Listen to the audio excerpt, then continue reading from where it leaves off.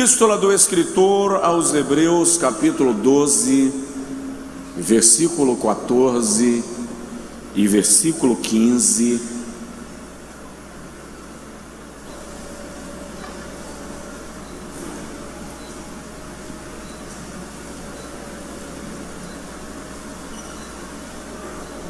Alguns se levantaram, eu vou pedir aos demais que puderem para também o fazerem.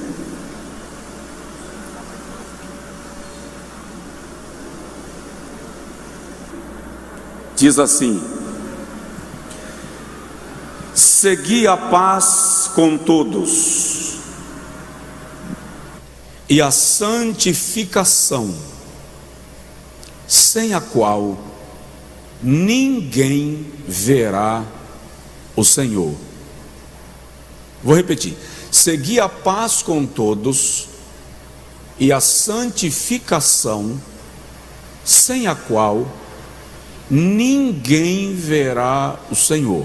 Olha o versículo 15: tendo cuidado de que ninguém se prive da graça de Deus e de que nenhuma raiz de amargura brotando vos perturbe, e por ela muitos se contaminem.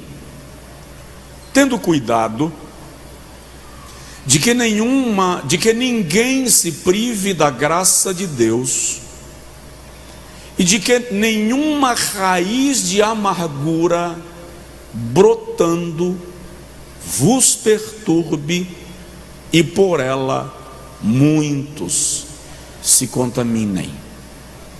Diga amém. Agora diga comigo: Senhor, tira minha alma da prisão, para que louve o teu nome. Amém. Pode sentar em nome de Jesus. Nós vamos falar um pouco hoje sobre raiz de amargura. Estamos na 4ª semana desta série de mensagens sobre cura da alma. Nas 2 primeiras semanas eu falei sobre como a salvação de Cristo inclui a cura da nossa alma. E como nós muitas vezes, e na maior parte do tempo, cuidamos do nosso corpo e até do nosso espírito, mas não tratamos das nossas emoções. Fato é que nossa alma padece por causa de emoções ruins. O Luiz estava me informando ali que a Organização Mundial da Saúde anunciou que os problemas da alma já estão ou já são uma preocupação superior aos problemas cardíacos e ao câncer. Mesmo porque algumas enfermidades físicas são resultantes de problemas da alma. É interessante observar que eu disse na primeira semana desta série de mensagens que a maioria das nossas batalhas são íntimas, são pessoais. O narrador histórico teve o cuidado de narrar com detalhes a vitória de Davi sobre Golias. Não tomou tempo narrando a batalha de Davi contra o leão e contra o urso, porque as pessoas só se atentam para os grandes gigantes que nós suplantamos. Muitas vezes nós estamos vencendo ursos e leões sem que ninguém saiba, sangrando no recôndito da alma, sem que ninguém veja o sangramento. E normalmente não se mexe nisso, porque é melhor fingir que não dói. No entanto, tratar da alma é imprescindível, porque se a nossa alma não estiver bem, tudo mais é representação. Se o irmão analisar bem e parar para ponderar, a família de Davi viveu uma série de tragédias por causa de raiz de amargura. Eu preguei sobre isso aqui outro dia. Amnon, primogênito de Davi, detalhe, herdeiro do trono, se apaixona por Tamar, meia-irmã, finge estar doente para que Tamar lhe leve alimento. Quando ela está em casa com ele, ele se apodera de Tamar e a violenta. Ela sai envergonhada e humilhada, encontra-se com Absalão, seu irmão, irmão de ambos, mas no caso de Tamar, Absalão era irmão de pai e mãe. Quando Absalão entende o que aconteceu, ele recolhe Tamar na sua casa, pede para que ela sufoque o seu choro. Durante 2 anos, Absalão não toca no assunto, até o dia que ele resolve convidar o rei Davi, seu pai, para a sua festa da colheita. O pai de Absalão, Davi, não poderia ir devido às demandas do reino, precisaria ficar na capital. Envia Amnon, seu filho mais velho e herdeiro imediato do trono. Lá na casa de Absalão, o próprio Absalão orienta os seus servos para matarem a Amnon, em vingança da violência que ele causou a Tamar 2 anos atrás. Quando ele mata a Amnon, foge e sai da terra de Israel, fica 3 anos fora. Depois de 3 anos ele retorna, causa uma divisão, um golpe de estado, divide o reino do seu próprio pai. Davi tem que fugir de Jerusalém com os seus homens leais pelo vale. A fuga foi tão repentina que a Bíblia diz que Davi caminhava descalço e com a cabeça descoberta, ou seja, não deu tempo pegar nem a coroa ou a indumentária real, e não deu tempo pegar a sandália para a viagem. Quando o grupo de Davi trava uma guerra com o grupo de Absalão, Absalão é morto pelo capitão do exército de Davi, e agora Davi vai chorar e dizer: meu filho Absalão, meu filho Absalão. Essa sequência de tragédias na casa de Davi foi causada por falta de perdão, por causa de raiz de amargura, mágoa. E eu estava lendo hoje que a palavra mágoa é a junção de 2 palavras,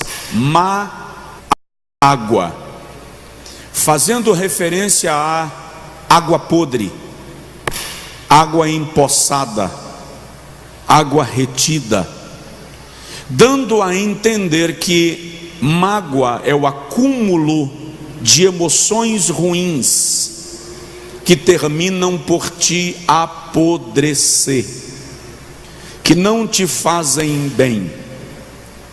Note que no texto que nós lemos da epístola aos Hebreus, no capítulo 12, O anônimo apóstolo diz assim: segui a paz com todos.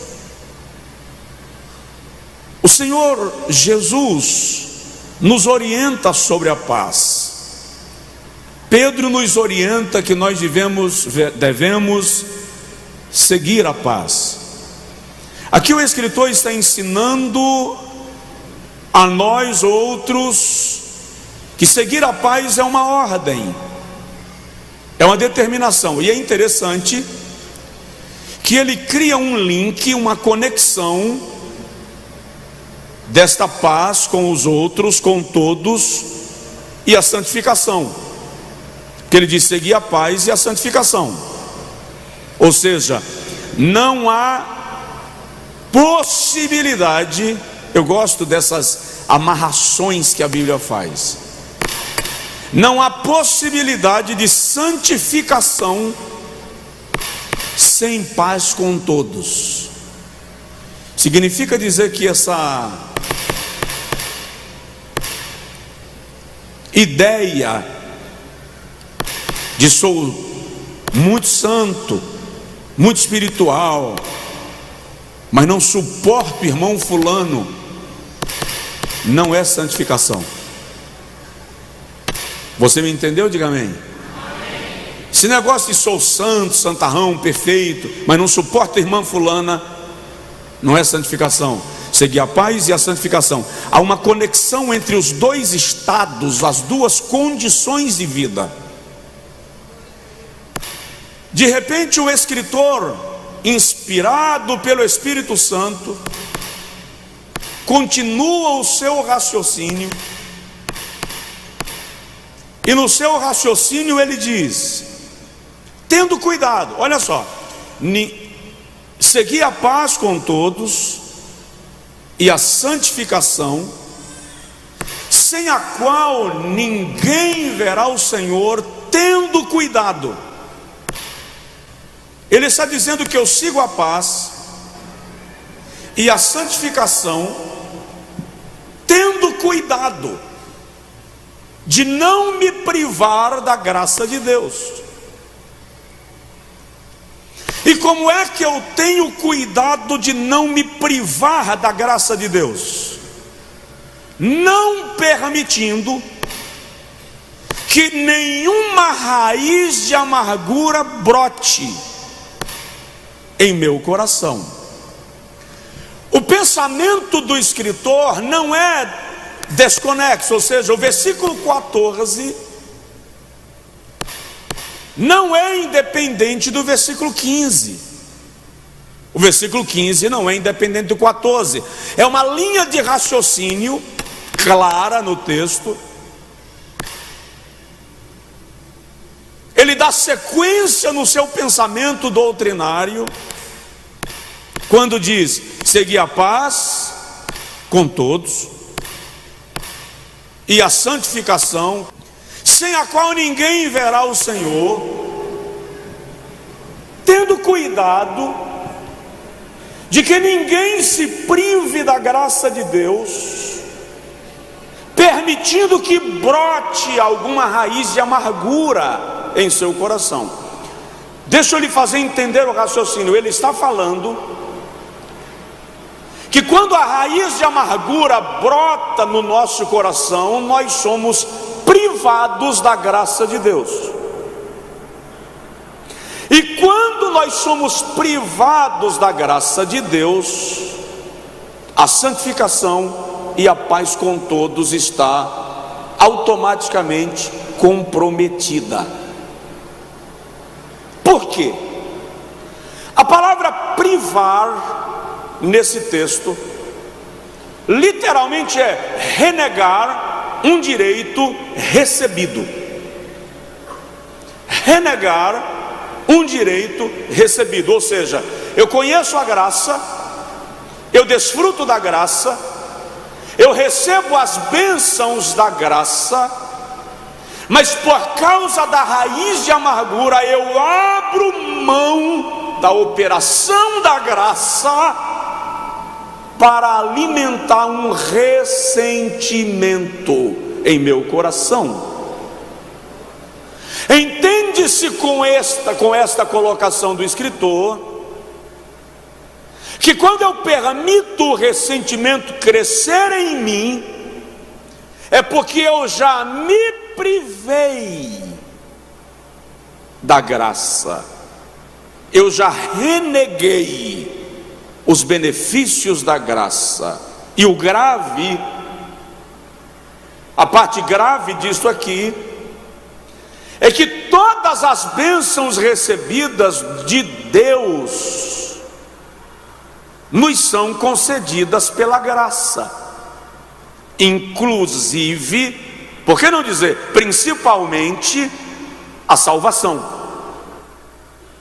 Se a raiz de amargura me priva da graça de Deus, significa dizer que a minha salvação pode ser posta em questão por causa da raiz de amargura.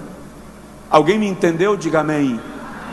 Provoque seu vizinho e diz para ele: cuidado com isto. Agora vamos mais. O irmão do filho pródigo, a Bíblia não diz o nome dele, Lucas capítulo de número 15, quando o filho pródigo retorna para casa e o pai faz uma festa, o irmão mais velho chega do campo, chega da fazenda, chega da lavoura, e a Bíblia diz que quando ele chegou, um empregado da casa disse: veio aquele teu irmão que foi embora, gastou tudo com prostitutas, e o teu pai está fazendo uma festa para ele.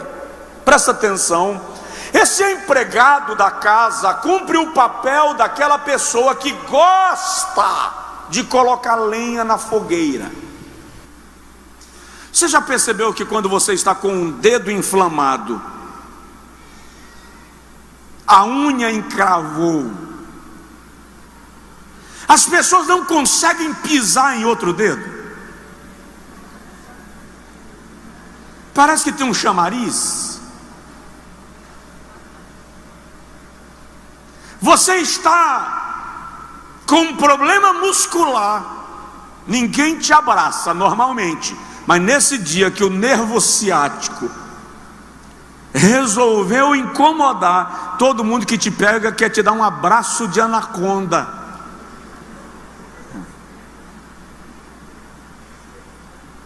Tem sempre alguém na casa que gosta de causar contenda, de lançar bagunça naquilo que já não está bom.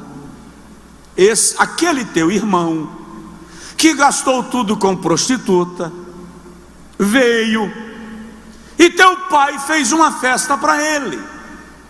Aí a Bíblia diz que o rapaz não quis entrar na festa, rejeitou a festa que estava acontecendo, renegou a graça. O pai vem ao encontro dele e diz assim: filho, o teu irmão estava perdido e foi achado, estava morto e reviveu. Não deveria eu festejar o seu retorno? O rapaz diz assim: meu pai, eu te servi, versículo 31, todos estes anos, e tu nunca me destes nenhum cabrito para eu festejar com os meus amigos. O pai responde: ô filho, todas as minhas coisas, está distorcendo a voz, todas as minhas coisas são tuas. O que o pai está dizendo aqui?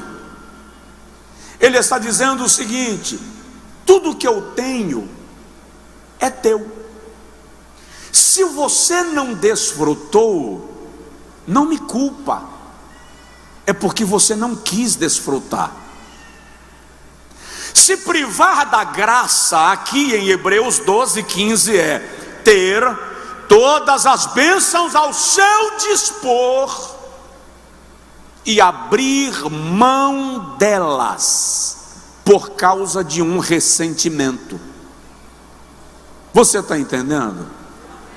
Quantas pessoas que perdem a alegria de servir a Deus, que perdem a alegria de congregar, que perdem a alegria de conviver com os amigos, que se azedam em si mesmas por causa da raiz de amargura.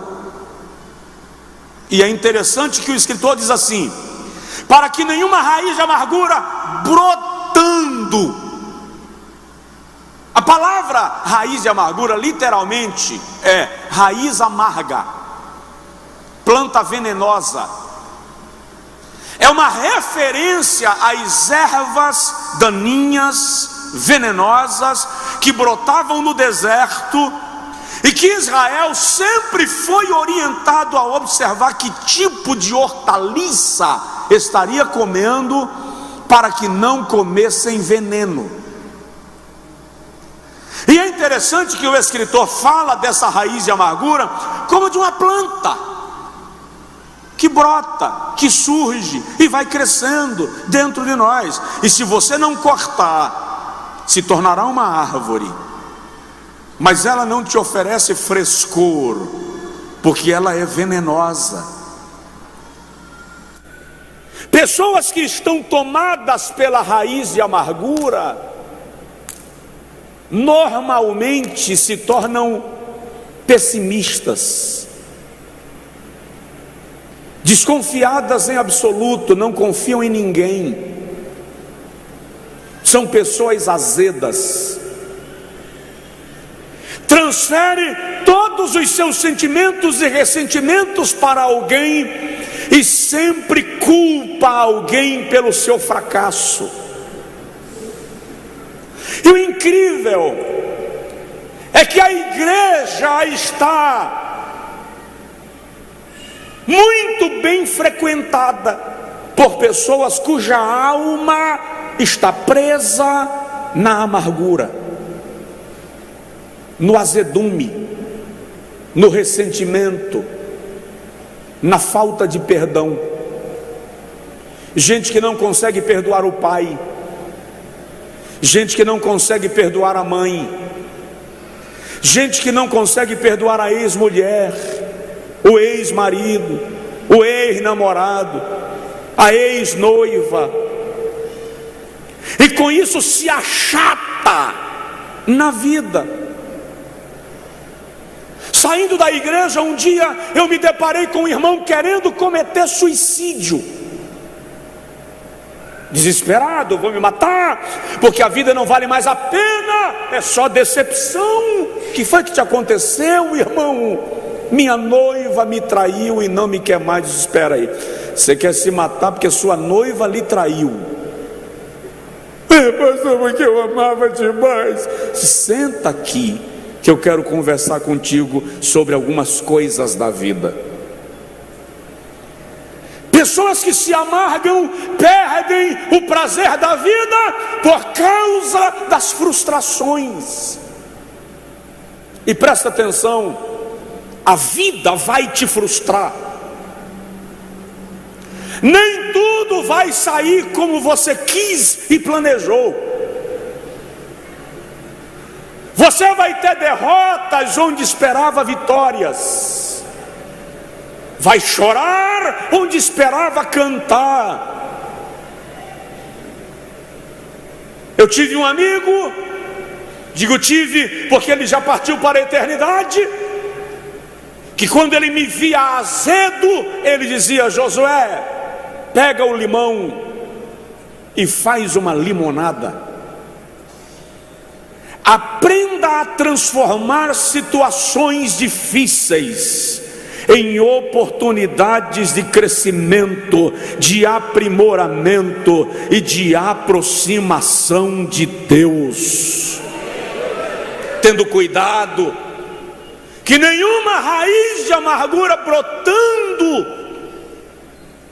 te prive da graça de Deus. É interessante que o escritor organiza o seu texto numa forma de nos fazer entender que nós temos o poder de não permitir que a raiz de amargura brote. Ele diz: ninguém se prive da graça de Deus brotando. Quando ele diz ninguém se prive, ele está dizendo: está em teu poder não renegar, não rejeitar a operação da graça em tua vida.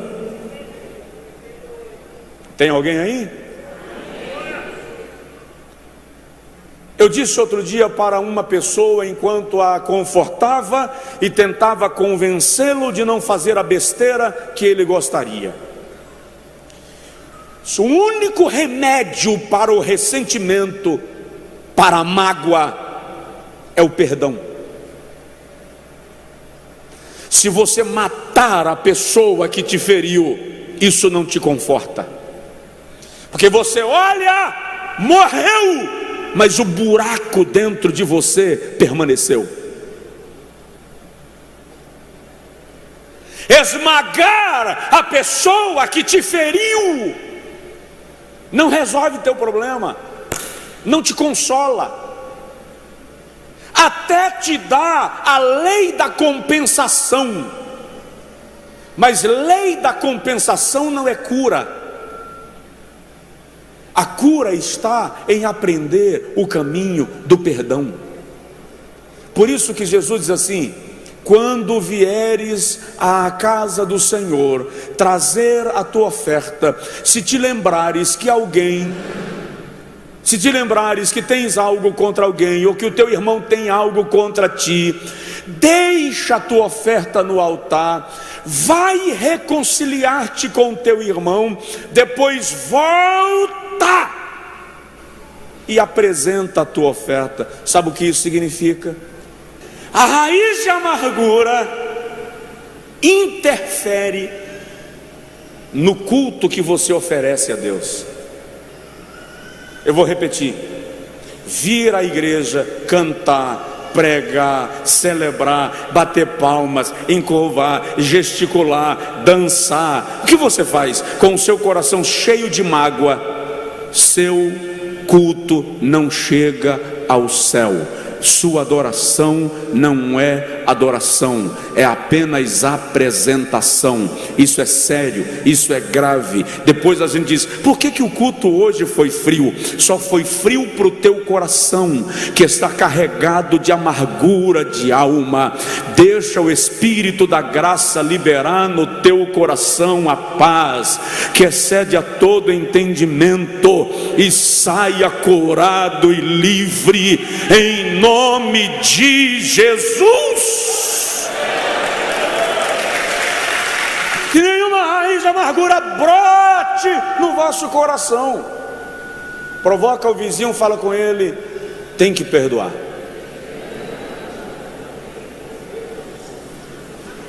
Agora deixa eu falar rapidinho com vocês 3 coisas sobre amargura.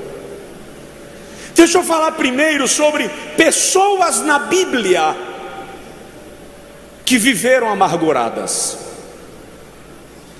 Vou ser bem objetivo para não tomar muito tempo e não passar do horário. Primeiro deixa eu falar dos filhos de Jacó. Falei deles aqui 15 dias atrás. Gênesis capítulo de número 34 nos diz que Diná, filha de Jacó, estava caminhando pelo campo sozinha, indo visitar as filhas dos povos daquela terra. Ou seja, Diná fez amizade com as moças das cidades vizinhas, que eram nações politeístas, pagãs, que seja. E ela está indo para lá. E Siquém, príncipe do povo heveu, filho do rei, portanto, dos heveus, ao ver Diná sozinha no campo, a Bíblia diz que ele a humilhou. Humilhar ali é estuprar, violentar. Mas o texto sagrado diz que quando Siquém comete o ato, o seu coração se afeiçoou de Diná, se apaixonou, e ele desejou casar-se com ela. E Siquém vai com o seu pai, o rei dos heveus, conversar com Jacó e pedir Diná em casamento e se retratar pelo seu crime. A Bíblia diz que Jacó não respondeu nada, porque os seus filhos, 13, é muito cunhado para o camarada administrar. Os filhos de Jacó estavam no campo, e Jacó pediu que se esperasse que os filhos chegassem. E quando os filhos chegaram, a Bíblia diz que eles estavam encolerizados, carregados de ira. E quando Siquém pede Diná em casamento, eles dizem: não podemos te dar a nossa irmã em casamento, porque nós somos circuncidados e vocês não. Só que a Bíblia diz que eles falaram falsamente. Gênesis 34, versículo 7. Siquém concordou em ser circuncidado, e a Bíblia diz que ele circuncidou-se imediatamente, e levou esta ordem, essa lei para os homens da sua cidade, e está escrito: todos concordaram e se circuncidaram.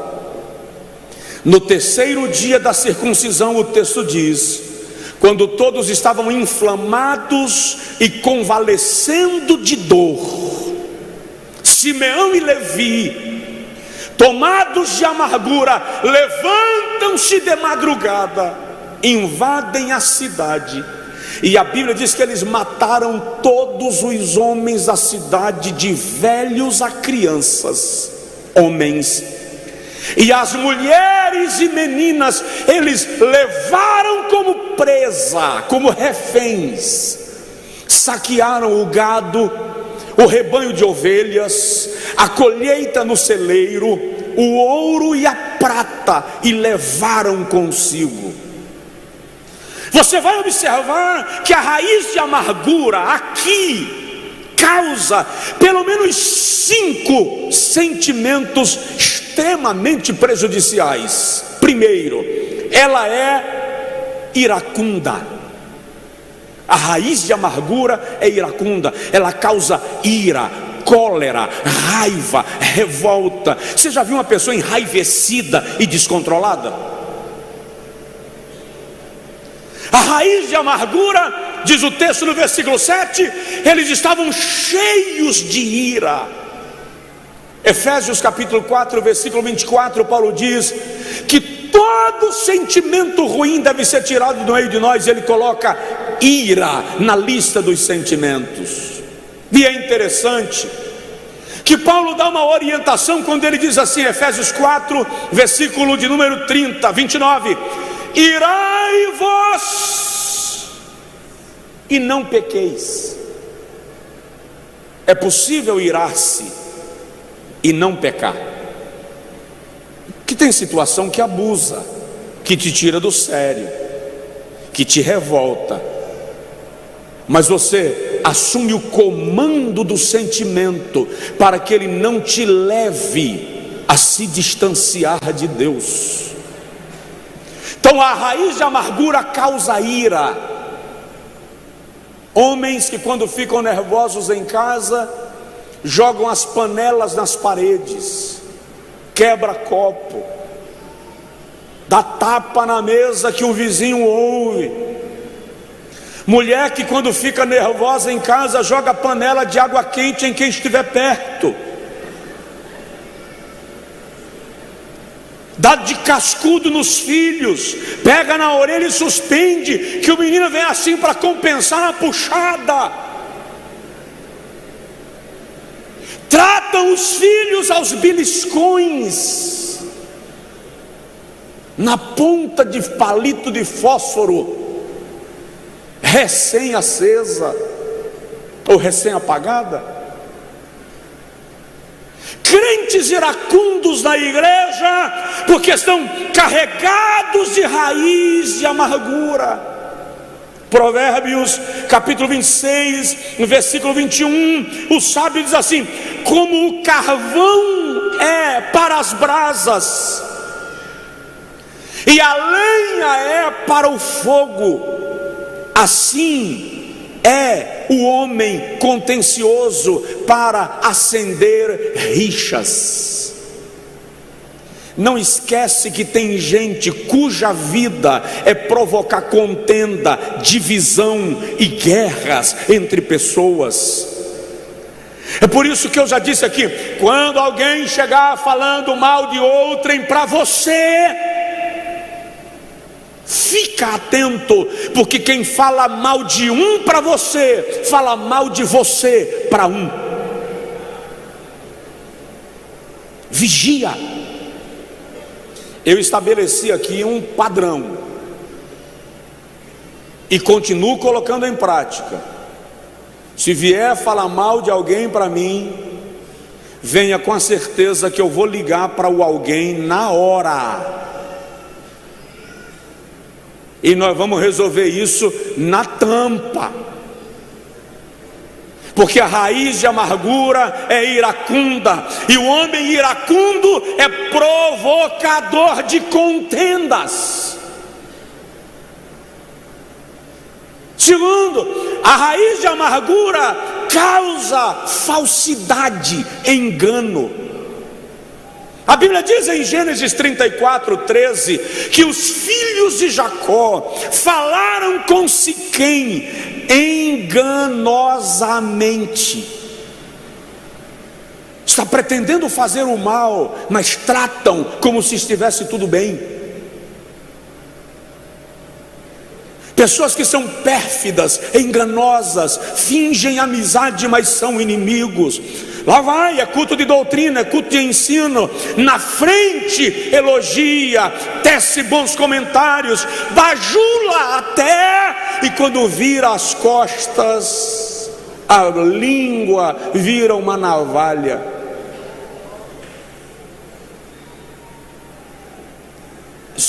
É característica de gente amargurada. Sabe aquela pessoa que todas as vezes que vai na sua casa tem a história de alguém para contar? Sabe aquele ambiente que você frequenta? O salão de beleza, a casa de massagem, o lugar onde você toma seu shake. E todas as vezes que você chega, aquele colega de cadeira está lá, e ele sabe a vida de todo mundo.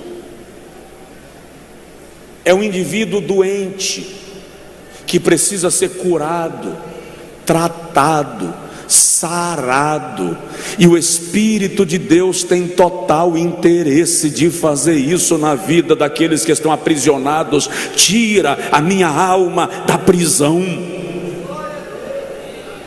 A raiz de amargura causa traição. Versículo de número 14 e versículo 15, eles fazem um acordo com Siquém, e à noite invadem a cidade e matam todos os homens.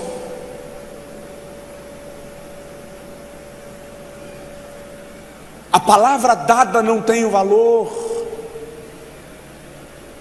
Se estabelece lealdade a alguém até que outrem ofereça uma vantagem maior.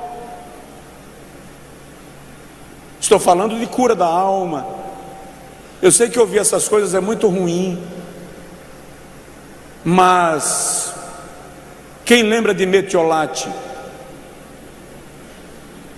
Ardia para valer, mas a mãe da gente convencia a gente a aceitar o metiolate dizendo: é para sarar, é para ficar melhor.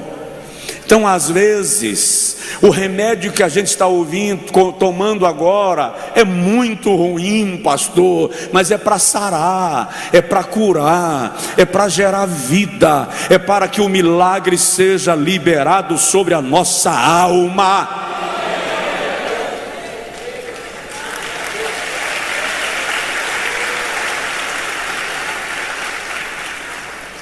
A raiz de amargura causa destruição. Eles invadem a cidade de Siquém e destroem, eles matam todos os homens. Quantas pessoas destruídas pela falta de perdão, em depressão, com a autoestima no menor nível possível, com pânico, síndrome de pânico. Eu acompanhei uma pessoa sofrendo de síndrome do pânico, e enquanto psicólogo, se você não tomar uma decisão de honrar, quando eu falei honrar, ela não conseguiu ficar sentada e levantou da cadeira. Como posso honrar alguém que me trata como ele me tratou? Eu disse: obediência é condicional, honra é mandamento. Você não honra seu pai porque ele é rico ou porque ele é pobre, porque ele é crente ou porque ele não é crente, porque ele faz o que você gosta ou não faz o que você gosta. Você o honra porque ele é seu pai. Aquela pessoa não quis continuar, porque ela foi muito clara: se a única condição para ser curada desse pavor que me atormenta é tolerar meu pai, eu prefiro morrer doente. Aí o escritor diz assim: ninguém se prive da graça de Deus, brotando alguma raiz de amargura em seu coração. Isso é se privar da graça, é saber o caminho do milagre e optar por alimentar ressentimento. A raiz de amargura é contagiosa. Eu vou repetir: a raiz de amargura é contagiosa. De que maneira? Hebreus capítulo 12, versículo 15, quando o escritor nos admoesta sobre a questão, ele diz: ninguém se prive da graça de Deus, e nenhuma raiz de amargura brotando vos perturbe, e por ela muitos se contaminem. De que forma? Me chateei com o pastor Paulo, desculpa eu usar o seu nome, e quando eu me chateei com o pastor Paulo, eu fui e conversei com o pastor Osni e disse: pastor Paulo fez uma comigo que é imperdoável. O pastor Osni, sabendo, porque eu falei sobre isso aqui semana passada, nós somos tendenciosos a optar pelo lado daquele ou daquela que nós entendemos como vítima, que de alguma forma nós somos atraídos pelo sofrimento. Então, no momento que eu contagiei o pastor Osni, ele ficou do meu lado. Ele pode não ter dito nada, mas se compadeceu. Contagiei um. Em algum momento o pastor Osni, conversando com o pastor Junei, termina mencionando o que o pastor Paulo fez comigo. Contagiei mais um. Daqui a pouco a história está correndo e todos estão contagiados pela minha amargura. Aí eu me encontro com o pastor Paulo, a gente se perdoa, vai tomar café, está tudo resolvido, mas eu deixei alguns enfermos por causa da minha amargura que não foi tratada. Você está entendendo? Diga amém. Brigou com o marido, chega em casa, conta para a mãe, ela conta para o marido, que conta para o filho mais velho. Contagiei a família. Quando eu volto para casa à tarde, me reconciliei com o meu marido, fizemos até culto doméstico essa noite, está tudo bem, mas a minha mãe ficou doente, o meu pai ficou contaminado com a minha amargura, o meu irmão ficou adoecido por minha causa, porque a raiz de amargura é contagiosa. Então, se você tem um ressentimento, Jesus não manda você deixar a sua oferta e ir procurar outra pessoa para contar. Ele diz: deixa a tua oferta, procura o teu irmão com quem tu tens algo a tratar, perdoa e volta para trazer a tua oferta ao meu altar. Você me entendeu? Diga amém. Provoca teu vizinho e diz para ele: não deixe brotar. Não deixe a raiz de amargura brotar em seu coração. Estou terminando. Pessoas contagiadas pela raiz de amargura têm ambição por posição. Atos capítulo 8, versículo 14 a 21, a Bíblia diz que quando Simão, o mágico, viu que pela imposição das mãos de Pedro todos recebiam o Espírito Santo, ele disse: quanto custa? Quanto eu te dou em dinheiro para você transferir para mim esse poder?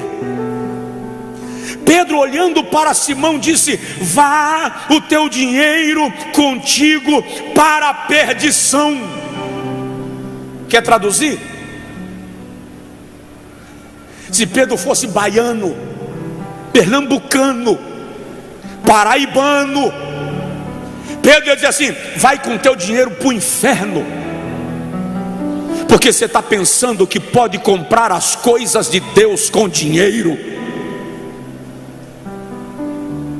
Lá no versículo 23, Pedro olha para Simão e diz: vejo que a tua alma está em fel de amargura e em laço de iniquidade.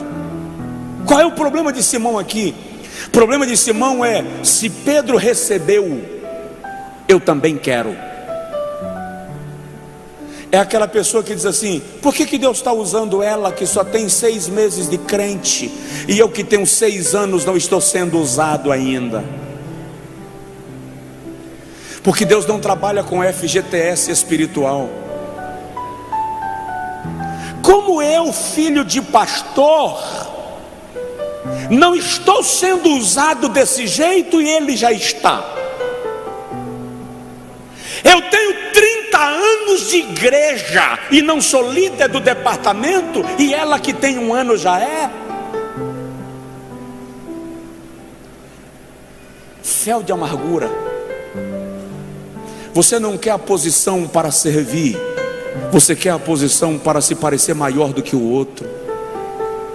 E o reino de Deus não funciona assim. A raiz de amargura matou homens que ambicionaram a posição que Deus não quis lhes dar. Diga comigo: Senhor, tira a minha alma da prisão. Deixa eu te falar quais são as consequências da raiz de amargura. Não vou comentar, vou só citar. Quais são as consequências da raiz de amargura? Ela tira a tua visão. Não enxerga mais nada. Segundo o livro de Samuel, capítulo de número 16, versículo de número 11, Davi nos dá uma lição tão extraordinária. Ele está fugindo do seu filho Absalão. E quando Davi vai caminhando pelo vale, recebe esse texto, assimila esse texto. Ele está caminhando pelo vale e aparece um homem chamado Simei. Simei começa a jogar pedras em Davi, do monte para o vale, e jogar pragas em Davi. De repente Absai era sobrinho de Davi e um dos seus 30 valentes. Absai olha para Davi e diz assim: quem é esse cão? Quem é esse cachorro para amaldiçoar o rei de Israel? Majestade, autoriza e eu vou arrancar-lhe o pescoço. Davi disse: deixa. Se o meu próprio filho, que saiu das minhas entranhas, me persegue, o que dizer deste benjamita? Agora, olha o sentimento de Davi: Deus está contemplando a minha aflição, e Ele é poderoso para transformar em bênção a maldição deste dia.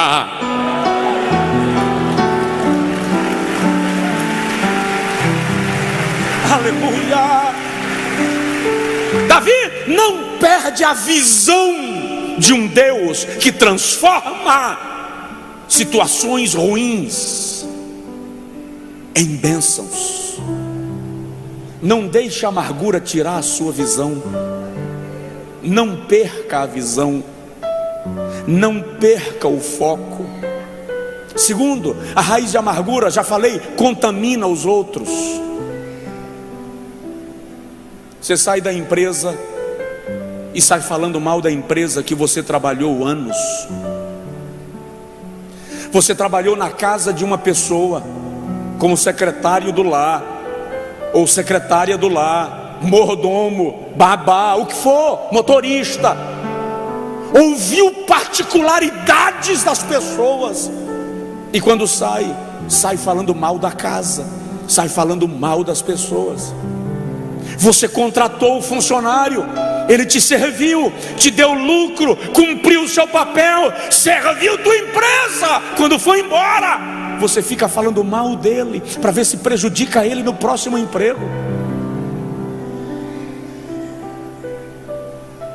Você era amigo, viajava junto, caminhava junto, ouvia segredos. De repente vocês se estranharam e se afastaram, e agora você sai falando mal daquele que era teu amigo.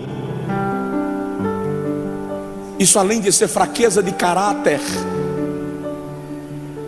é sinal de raiz de amargura e falta de cristianismo vivo e prático. Porque a raiz de amargura contamina outros, não contamine ninguém. A raiz de amargura adoece. Tiago 3,6 diz que adoece todo o corpo. Eu já disse para vocês aqui, fui convidado um dia para orar por um irmão pastor que estava com um câncer já em estado terminal. Os médicos já haviam dito para a família que não havia mais jeito do ponto de vista da medicina. Mas algumas pessoas que chegaram na casa dele para orar resolveram profetizar que Deus ia curá-lo. E isso alimenta a esperança.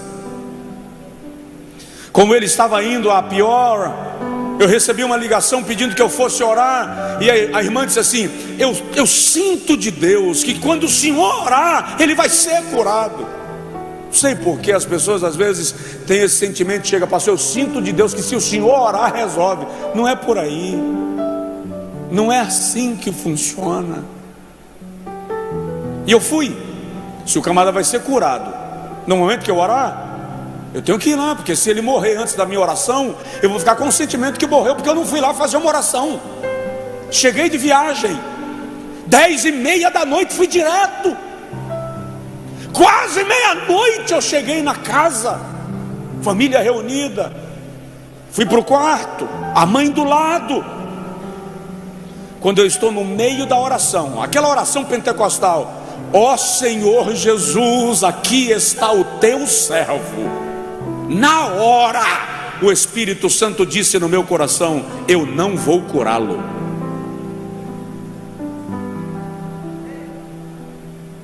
Aí eu parei uns segundos sem saber o que orar agora, para reorganizar a oração, e comecei a orar: Senhor, guarda a alma do teu servo, faz com que o teu servo louve o teu nome ainda que na dor. Se o teu plano não é curá-lo, que o Senhor conduza a sua alma a descansar em ti. A mãe do meu lado começou a contrariar a minha oração. Ela tinha razão, ela é mãe. todo mundo disse que ele seria curado. Quando eu terminei a oração, ela, uma senhora de quase 90 anos, 80 e alguns anos, ativa, viva, olhou para mim e fez assim: o senhor não orou para Jesus curá-lo? Ela estava atenta ao que eu estava orando.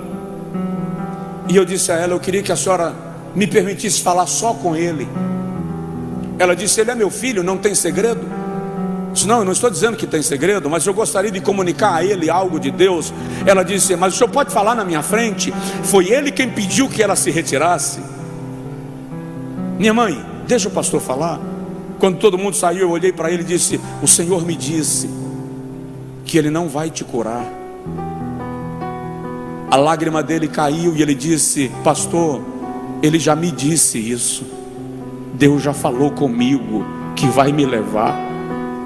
Só que todo mundo chega aqui e profetiza para minha mãe que Deus vai me curar, e eu não posso dizer isso para ela. Eu disse para ele: o Senhor me disse que a única coisa que está faltando é você se reconciliar com alguém. E ele disse: pastor, a minha irmã, eu sou inimigo da minha irmã há X anos, era mais de uma década. Há mais de uma década eu não falo com a minha irmã nem por telefone. Ela vem aqui e não, onde ela está eu não vou, onde eu estou ela não vai. E eu disse para ele: liga, resolve isto. Ele ligou na minha frente, pediu que ela viesse para conversarem. Ela tomou o voo no outro dia, no amanhecer. Chegou onde ele estava no meado da tarde. Se reconciliaram, pediram perdão, oraram juntos. A família jantou naquela noite. 1h da manhã, o sobrinho dele me ligou e disse: pastor, eu estou te ligando para te comunicar que Deus recolheu o meu tio. Por amor à alma dele, o Senhor estava retendo-lhe a vida, até que a sua alma fosse liberta da prisão, da raiz da amargura, para que ele não fosse privado da graça de Deus. Trata isso no seu coração hoje, agora. Deixa eu te falar e a gente vai orar. Me parece, eu não vou afirmar isso com absoluta precisão, não é tese, é percepção. Me parece que todas as pessoas que te causaram amarguras, em algum momento Deus vai colocá-las diante de você, na sua mão, precisando de você. Mas isso não vai acontecer enquanto você não for curado, porque Deus não vai colocar quem te feriu na tua mão com você sedento de vingança, senão você não fará o que o Senhor pretende que você faça. Você vai usar a amargura como espada, e no dia que Deus colocar quem te feriu diante de você, Ele vai colocar não para você retribuir, mas para você alimentar, honrar, cuidar, tratar e abençoar.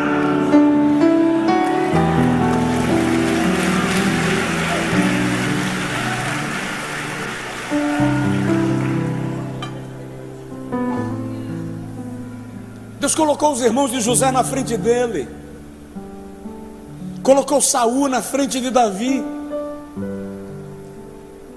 colocou Judas na frente de Jesus, e Jesus chama Judas de amigo.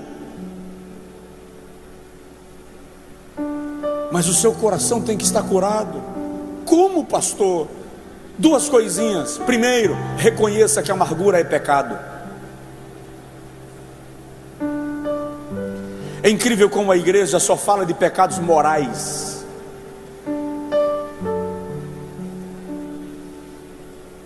Roubou, matou, adulterou. e um bocado de gente morrendo na igreja por causa de inveja, de mentira, de preguiça, de amargura. Reconheça que é pecado. Segundo, abra mão da sua razão. Olha para o seu vizinho e diz para ele: abra mão da sua razão.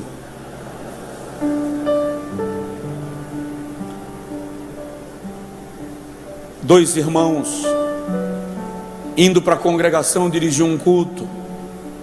Um foi picado por uma serpente. Enquanto o veneno corre na veia, eles começam a brigar. Foi um cascavel. O outro diz: foi um jaracuçu. Mas fui eu que fui picado, eu sei, foi um cascavel. Não, foi um jaracuçu. Eles brigaram tanto que depois do soro, do hospital, viraram inimigos. Lá vai o pastor tratar os dois irmãos por causa do jaracuçu ou do cascavel. Chega lá o pastor e diz: irmão, não importa se cascavel ou jaracuçu, foi uma cobra, se perdoa, para com isso. Querem perdoar um ao outro? Eu perdoo. Está perdoado. Agora que foi um cascavel, foi.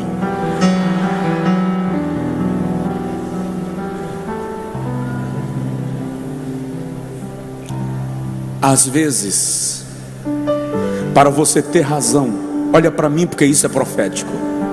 Às vezes, para você ter razão, você tem que abrir mão da razão que tem. Às vezes, para você ter razão, você tem que abrir mão da razão que tem. Isaías diz que a nossa justiça, a minha razão, diante da perfeição de Deus é como trapo de imundícia, é sujeira. Trapo de imundícia no Antigo Testamento eram panos que cobriam objetos sujos, imundos segundo a lei. Por exemplo, a manta que cobria o leproso, os trapos que as mulheres usavam no período do ciclo menstrual, eram trapos de imundícia. O profeta está dizendo, Isaías 66:4, que a minha melhor razão, quando posta diante de Deus, não é razão. Duas mulheres estão brigando por causa de uma criança. Elas ganharam um neném juntas, moravam na mesma casa, dormem com a criança na mesma cama. E uma delas durante a noite rola por cima da criança, dormindo, e quando percebe, a sua criança está morta. Ela levanta de madrugada, pega a sua criança morta, coloca ao lado da outra mãe, e pega a criança viva e coloca do lado dela. Quando o dia amanhece, para todos os efeitos, a minha criança está viva e a tua morreu. Isso virou uma demanda. O assunto chegou ao rei Salomão. E quando trouxeram as duas mães e a criança viva diante do rei, o rei olha para os seus soldados e diz: me traz uma espada. Quando a espada vem, Salomão pega a criança por uma das pernas e resolve partir a criança ao meio, e diz: vou dar uma parte para uma e a outra parte para outra, e ambas ficam satisfeitas. Uma delas diz: é isso mesmo, rei, pode executar, pode fazer. A outra diz: não, entregue a criança viva para ela. Salomão diz: esta é a mãe, porque as suas entranhas se moveram em favor da criança. Ela só ganhou a razão porque abriu mão da própria razão. O segredo do seu milagre pode estar exatamente nisto. Abra mão da razão e veja Deus lhe surpreender, porque Ele é justo e fiel. Fica de pé, por favor. Eu quero orar com você. Eu quero interceder com você. Presta atenção. Todo mundo já foi ferido de alguma forma por alguém em algum momento. Todo mundo já ouviu palavras ruins. Todo mundo já sofreu algum tipo de humilhação. Mas está na hora de você orar e dizer para Deus: eu vou deixar esse fardo, ele não é meu. Estanca a ferida da minha alma, tira a minha alma da prisão. Se você puder, ainda que isto requeira um certo esforço, orando agora, lembre da situação que te feriu e diz para Deus: eu decido perdoar tal pessoa. Pastor, eu não quero perdoar. Eu entendo isso. Eu já perdoei sem querer. Porque perdoar é uma decisão. Cura é um processo. O fato de eu decidir perdoar não significa que vai parar de doer. Significa que eu iniciei um processo. Se está enfermo e vai ao médico, foi diagnosticado o problema, isso é uma decisão. Isso não te dá saúde, isso só revela o problema. Agora o médico te passa o tratamento. A cura é quando você procede com o tratamento. Decida ser tratado pelo Espírito Santo. Decida ser curado pelo Espírito Santo a partir de hoje. Não adianta você ficar mudando de igreja, porque cheguei na igreja que uma pessoa que eu não gosto congrega, vou mudar de igreja. Isso não resolve seu problema. Você está fugindo de você. E a pior pessoa para você fugir é você mesmo, porque essa pessoa dorme contigo. Quando você acorda, essa pessoa de quem você está fugindo te faz lembrar da mágoa que você tem. Resolve isso em Deus, hoje, agora. Ajoelha se você quiser, coloca a mão no peito se você preferir, mas diga para Deus: eu não vou sair daqui sangrando, eu não vou sair daqui doente na minha alma. Hoje é o dia que eu declaro a minha libertação. Pai, em nome de Jesus, nós te agradecemos, Senhor, por esta oportunidade, pela tua palavra ministrada, pela unção e a presença do teu Espírito Santo neste lugar, porque o Senhor nos ama apesar de nós, porque o Senhor nos perdoa não obstante as nossas transgressões, e é incrível que até quando não estamos dispostos a nos arrependermos, o Senhor está disposto a nos perdoar. Então, Deus, nada justifica que a nossa alma permaneça presa na prisão da amargura, do ressentimento, da dor, da mágoa.